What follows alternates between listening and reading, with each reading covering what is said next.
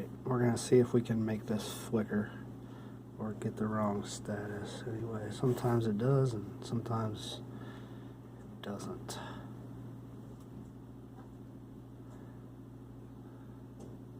Let's see.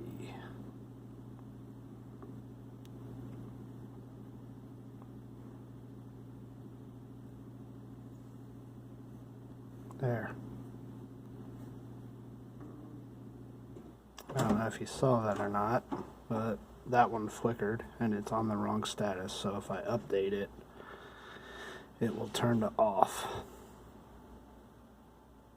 So it seems like this happens mostly when I just pull up the app, so I don't know if it's still updating the status, and then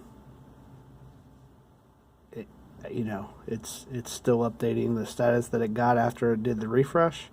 I mean, I'm waiting for a little bit. We'll see if we can do it again here.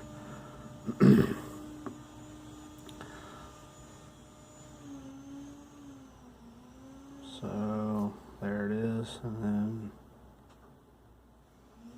on that time it works. So I don't know if you saw the other time it the screen wasn't all the way down too, so maybe that's part of it. I'm not sure, but sometimes those switches end up in the wrong state.